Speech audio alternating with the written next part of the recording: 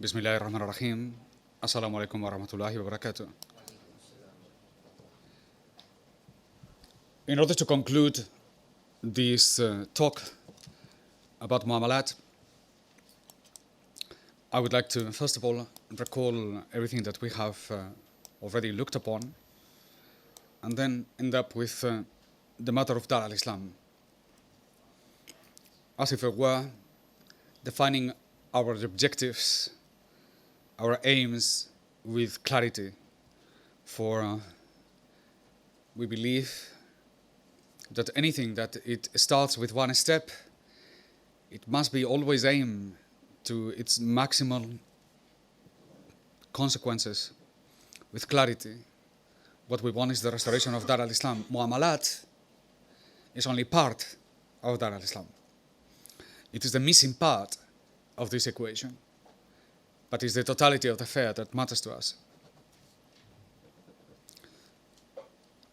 My sheikh used to say, be conservative in the short term and radical in the long term, as opposed to being radical in the short term and conservative in the long term. So take one step at a time, carefully, but aim high. Whatever you do on the very beginning, always to try to aim to its maximum possibility. And our maximum possibility here is Dar al-Islam. So the Dar al-Islam is nothing but the Caliphate, which today has become a word that almost we have to be ashamed of saying, given the fact that almost everybody, the most ridiculous, comical organizations such as ISIS, it seems to claim for themselves. Never mind that we have told them 1,000 times that they have nothing to do with Islam, but they keep saying, this is the Islamic State, Islamic State, Islamic State.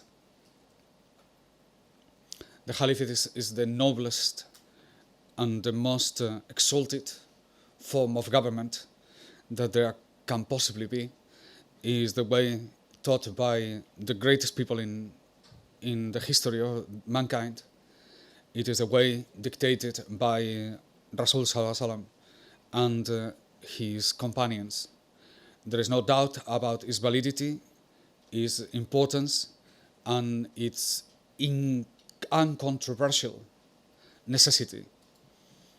There is nothing in the world that it will prevent us from claiming this noble deed for ourselves. And it is in the account of this that we need to bring about a recognition of what this institution, foundational to Islam, means to ourselves. In the first place, the creation of Dar al-Islam means the end of nationalism. Nationalism is something so intrinsically built in these societies that it's almost difficult to understand.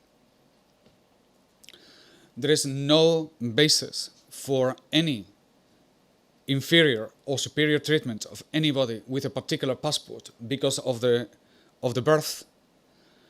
Is not justified in Islam. It doesn't have any basis in the Sharia, and is simply a sickness imposed to us by our former masters, that they brought to us not only capitalism, but this infectious way of dividing people, which is nationalism. It has to be rejected out front, it has to be negated, it has to be denounced or in the strongest possible terms. It doesn't have any basis on Islam, it's opposite to Islam, and it has to go. We must reject the division of our people in countries that they have no basis whatsoever in the Islamic law, neither they have any foundation on any of the madhabs or interpretations or history of Islam. Simply, there's no evidence of it. It has to be eliminated and denounced. Instead of a world divided by passports, artificially created by delineations, sometimes as absurd as lines in the middle of the desert or lines in the middle of the Borneo island, where this tree belongs to this country and the next tree belongs to another, where one at one given time, you can have an orangutan holding himself in 2 different countries, or somebody crossing the desert, imaginary, just in that particular piece of land, I have entered into this other country, as if it is the case now of our brothers in Islam, the Tuareg, the noble Tuareg, the great, great nation of Islam, the Tuareg, who found themselves under the division created by British, Italians, and English of their land, the Sahara Desert. Now they need 5 different passports to live in their own land. That is insane, unacceptable. It must be rejected. It has no basis in any condition, under any rational way of looking at it. This division that makes people of the same ethnic background, even the same language, to see each other as foreigners, it must be rejected. It must be rejected that our going to Mecca and Medina, that is our land, is now we are treated in our land as foreigners. It must be rejected. It must be rejected, this idea that there are these people that they own our lands, that they themselves, they can dictate norms that excludes others, for it is nowhere in the lands of Islam that anybody who is holding the identity of Islam by their own shahada, they can cross and they can live and they can commerce and they can trade and they can reside in our lands free. For that is the meaning of freedom. And the world has been entrenched in a concentration camp with divisions artificially created in order to divide us, to break us down, to occasionally throw us at each other's throat in wars that they have no meaning whatsoever except for the benefit of the bankers. We have to outrageously declare that this is anti-Islam and therefore denounce all the constitutions that they were imposed upon us, making official, legal these boundaries and these borders. It is in this line that I have to say how a Dar al-Islam should operate. On account to borders, we declare non-borders. The Dar al-Islam never had any borders. That's why they found enormous difficulty to put where the limits of Dar al-Islam was, because there was none. In the eyes of the Sahaba, the whole world was the camp to be liberated. The establishment of Islam was nothing but the torch of a freedom for people, that they will be freed from the shackles of taxation, the shackles of riba, the shackles of tyranny and corruption, and the imposition of artificial laws other than the ones given by Allah subhanahu wa ta'ala. The only country, as I said on the first day, that is today an example of non-nationalistic attitudes is the state of Israel. They can get away with it. They can say that every Jew in the world is an Israeli citizen. Let's make every citizen in the world a citizen of Malaysia. Let's make this the land that is free from all those boundaries. And it is your passport and your identity must be only delineated and authorized by the saying of the Shahada. If they can do it, we can do it. The system by which this way of interpreting what is to belong to people was based on the very fact that Rasul Sallallahu Alaihi Wasallam stretched that Allah says in the Quran, Allah has created people in different tribes with different language for our own benefit. For our own benefit. There is in this differentiation nothing but benefit, not exclusion. But bringing the people together has proven in the past to be the very source of wealth and prosperity, as it has been proven by all the different Dar al-Islams that we have seen in the past. Most clearly in the city of Istanbul, a city that it was cosmopolitan like the world had never seen before. And from the very beginning, the sultans brought people from every part of the world that they had knowledge, brain hunting, of the best qualities and the best services, even if they were in China, they were brought into Dar al-Islam in order to increase the quality of the people, the knowledge of the people, to enhance the quality of our markets and our trading. So that is Dar al-Islam. And there is where we have to aim. I want to propose a different way of looking at the politics of Islam that doesn't entertain nationalism, but what is the signature of the old days, because that brings us to where we are and how we can aspire to the creation of Dar al-Islam. The very unit of civilization in Islam is the city. And I want you to focus on this particular matter. The Muslims perfected the idea of the city. They strip the cities of the past from all the sicknesses that they had been accumulated. They created a city on the basis of guaranteeing equality, prosperity, and respect for the differences and the qualities of each other. It's a city that embodies all the Sharia in an architectonic manner. This is trying to interpret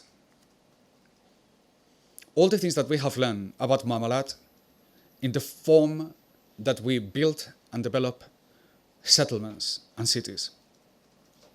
For example, the cities, well, what we can say about the cities is that without a marketplace, Ibn Khaldun argued, there is no cities. So here we have a first way of intervening in our path to a Dar al-Islam. Establish cities.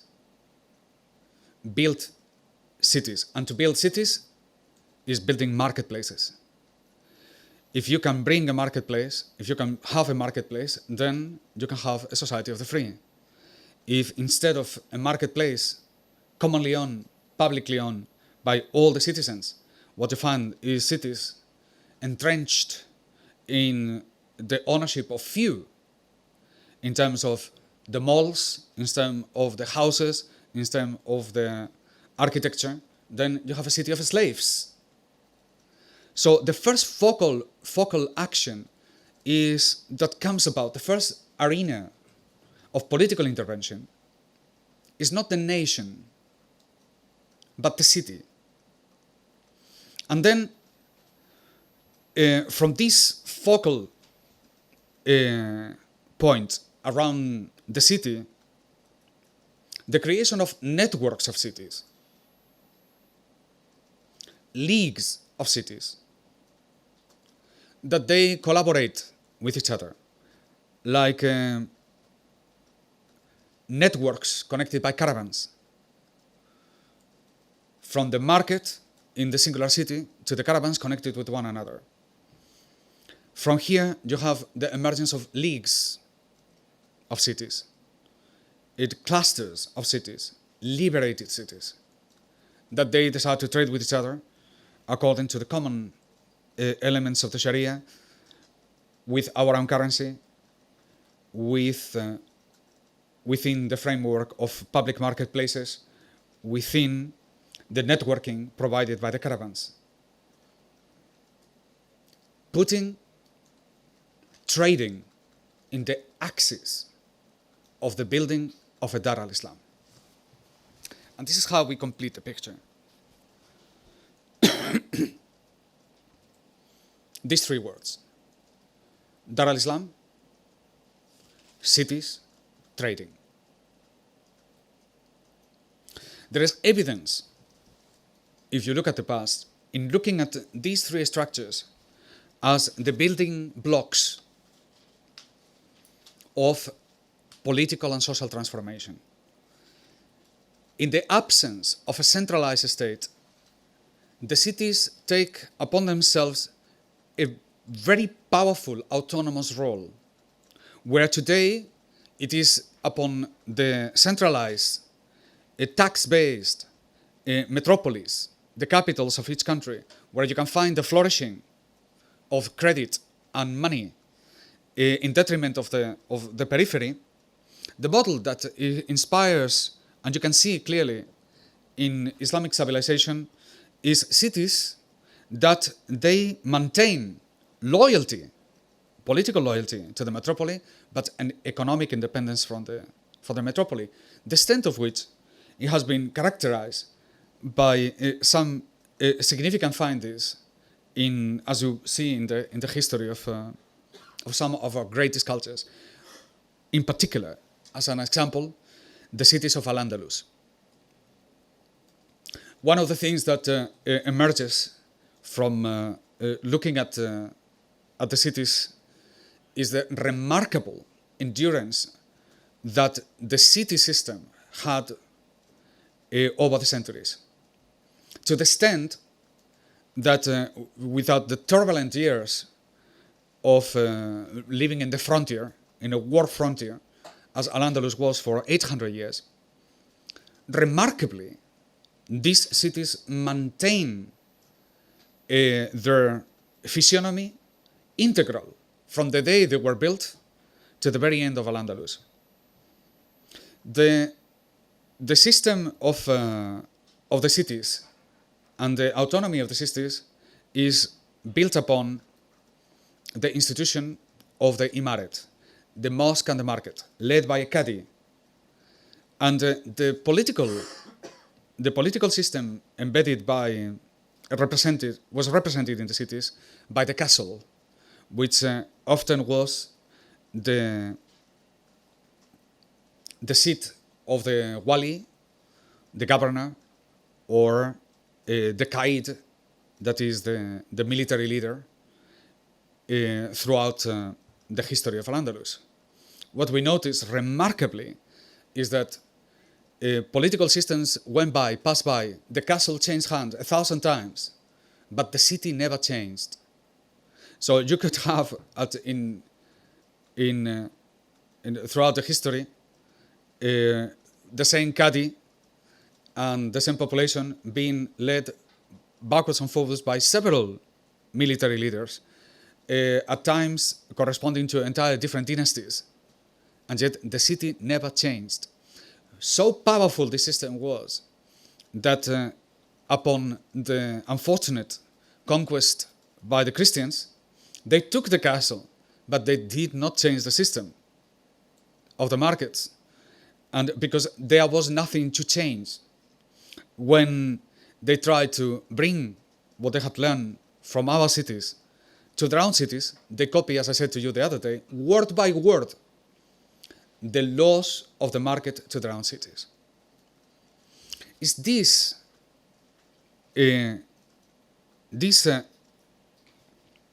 almost immutable system of trading that you find in the cities, that it should be the focus of political attention. If we are to restore Dar al-Islam, the focus will be the restoration of this magnificent, immutable system that it lasted throughout centuries. In other words, it doesn't matter what the center does. What it matters is how the market is run. That is the importance that trading has, which will lead us to, again, a reassessment of how a transformation of the institutions of trading should become the core activity of a political transformation and the restoration of Dar al-Islam. So, the connection between cities and trading must be stretched upon the very institutions of Muamalat. That is, number one, the marketplace, restoration of marketplaces. Second, the institution of the caravans as a way of networking the different marketplaces from different cities. Third, the establishment of guilds alongside each one of the cities in the periphery of the markets. The unification of contracts and the unification of currency. a single currency that unites all the cities with trading. That is the formula. Now, I say all this thing because I want to emphasize the contrast of other political ideas that they stretch the continuous taking over of the state. Modernism, that it has been the source of the modern Islam that we have to suffer today, not only brought to us the idea of the Islamic banking, but also the idea of the Islamic State. And I would like to elaborate on this point as contrasting our ideas with those political ideas of Islamic political parties and Ikhwan al-Muslimin, Jamaat al-Islamiyya, etc. A contrasting view. It's not the undertaking of the state that should be the core activity of our political engagement, but the reestablishment of the cities. Is not the attaining of political power that it should be the core of our activities, but the restoration of trading. It should be on the basis of establishing solid structures upon the citizens, that the citizens can rely upon, and they can experience freedom without any form of legislation, that it should be the inspiring motive. We should see those who want to legally liberate us with certain suspicion, for the one that places upon himself the capacity of freeing us will reserve for himself the capacity to take it away from us. I believe it is more inducive to freedom, our ability to have our own currency and our own markets, and to develop guilds, and to develop caravans, and to establish Muamalat, than any political engagement. Let anybody rule. Of course, when we say this thing, we have to put all this thing in inverted commas, but it's as if it doesn't matter who rules. The important thing is to have Muamalat. Look, the system that it was created with the Sahaba stretched clearly the matters of Muamalat. We have details on Muamalat of enormous importance. And yet when it comes to the election of the leaders, it doesn't really matter, as if it really didn't matter. Because the Sultan, the Khalifa, does not have legislative power. He's a servant. He, in a way, it could be anybody. The system by which it is elected, that it has been chosen throughout the history of Islam, we have seen elections between the noble people, and we have seen if we look into the larger part of history, monarchy. Almost from the first days of Islam, from Muawiyah, we had the beginning of monarchy, which is not a big deal. And it wasn't a big deal for the Muslims simply because the society runs autonomously from the political power. The idea that obtaining political power is the cure of our problems is part of the sickness. If focusing the way we are going to build a Dar al-Islam is not by electing a ruler. The way we are going to build Dar al-Islam is by building cities and restoring Muamalat. And that let anybody be the ruler. I say this thing, of course, with certain degree of concern, for it's not just simply anybody. It has to be as best as we can. But the political interference in a system of Islam is minimal. It's not that important. What it really matters is the construction of Muamalat. Well, if we bring this thing one scale down, from the Dar al-Islam to the cities to trading, my point is, in order to attain Caliphate, we should not be looking for the Khalifa, as if it were some angelic character that comes and solves all the problem. In some occasions, in sounds like the call for the Mahdi or some angelical figure that he will descend from heaven and solve all the problems of the Muslims. But we have to construct the caliphate from the roots.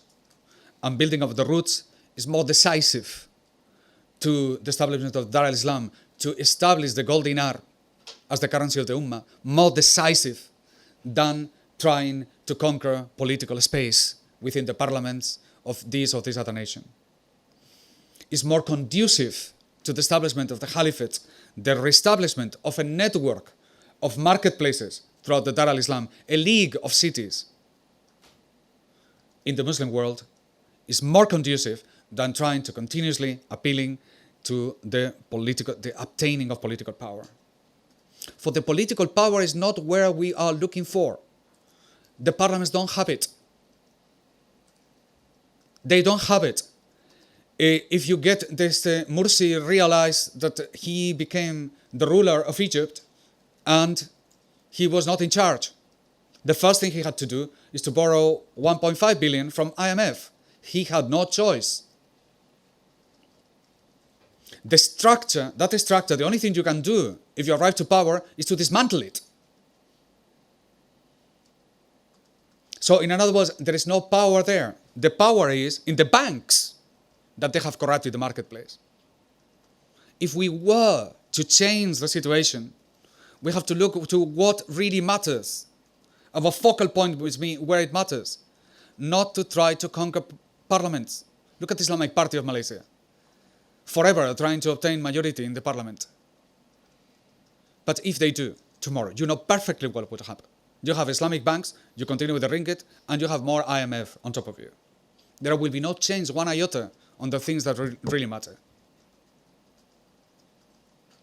They have, in their quest to try to obtain political power in this way, they have to affirm things that they are unthinkable. Not only just Islamic banking as a model instead of Muamalat, but Islamic democracy. And what follows? So, it must be that the focal point of our political activity is focused not on the nation, but in the cities. And that the focal point of our political activity is the restoration of halalahul baya, the halal trading. It is on those bases that we can attain significant changes, that they will be able to eliminate the banks. And how do we have to deal then with parliaments and the state? In the same way, we look at the structures of the banks. There are structures that they need to be dismantled. They have to be broken down. We are in favor of government, but not in favor of the state. And this distinction must be clearly understood.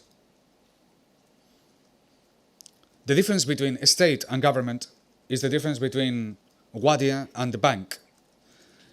The state is an institution born out of the marriage, the forced marriage between government and banking.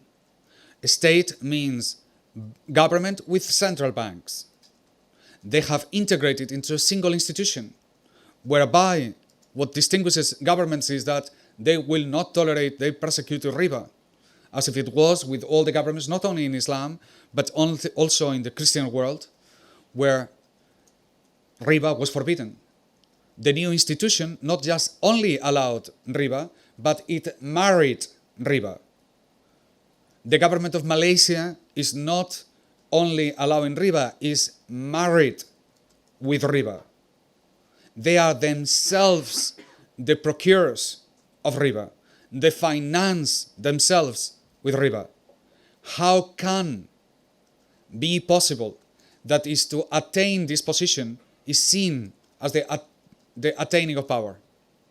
But it's the dismantling of this that must be the attaining of power, which therefore focuses to some other institution altogether. What is that? Again, the city and the establishment of Muamalat.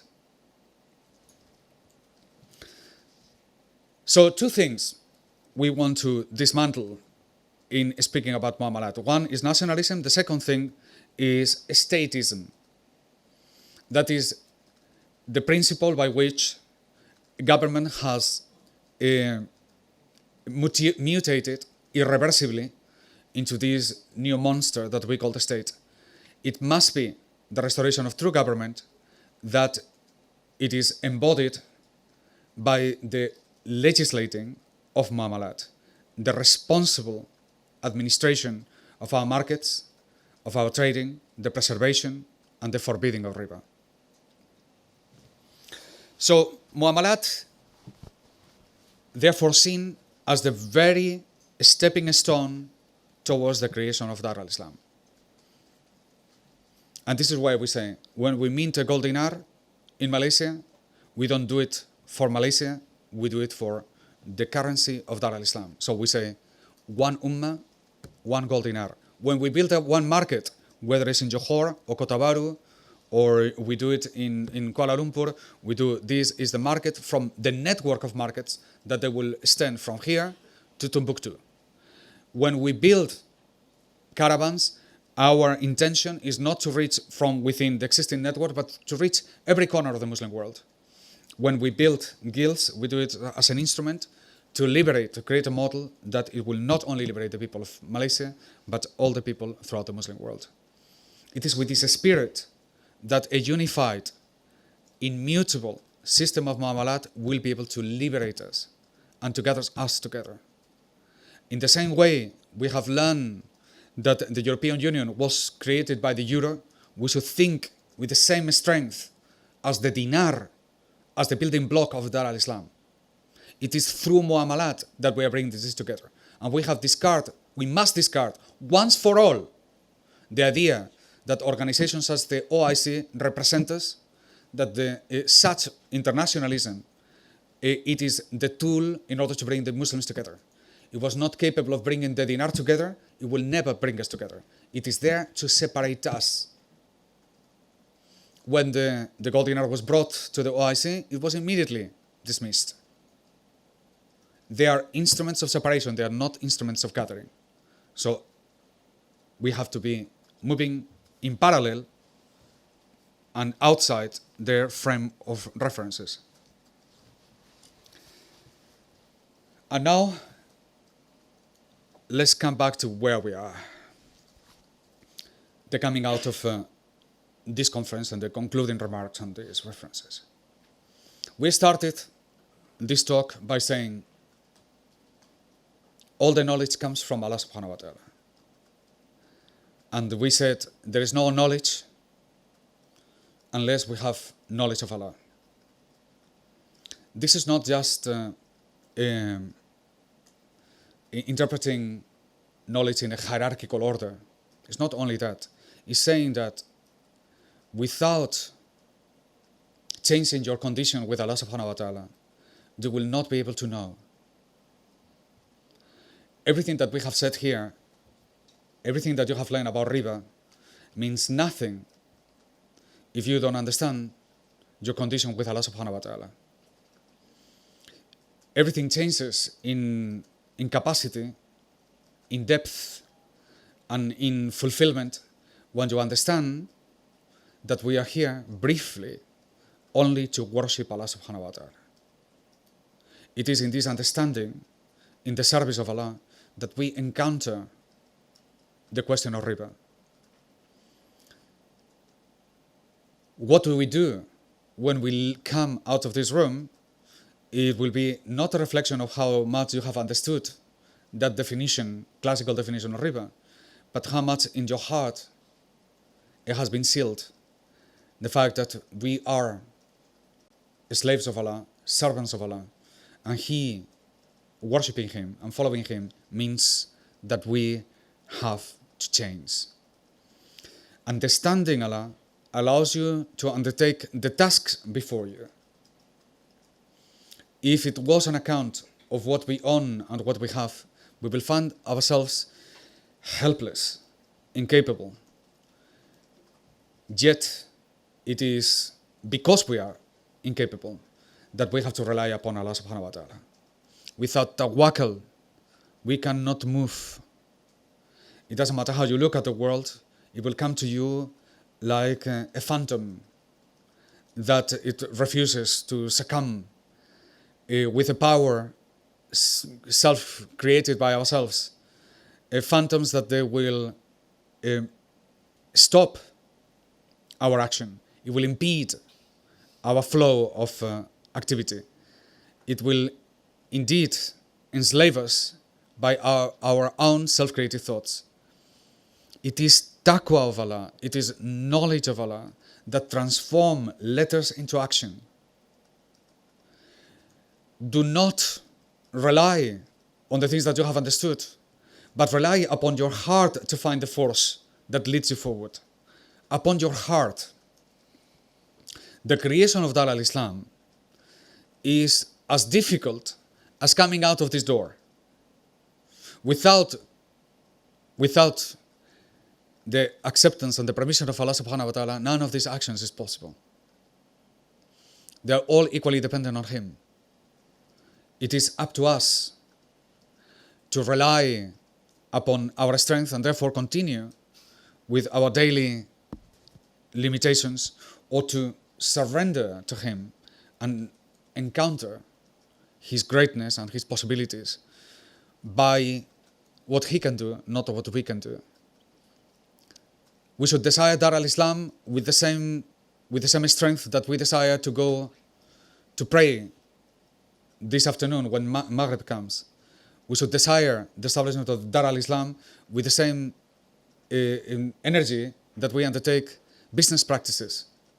We should desire the establishment of the gold dinar with the same enthusiasm that we go and undertake the visiting of friends into their houses. For none of these things is more difficult than the other. When it comes to the matters of riba, we have a command, the nature of which is unavoidable, and it is only with knowledge of Allah that it can be achieved.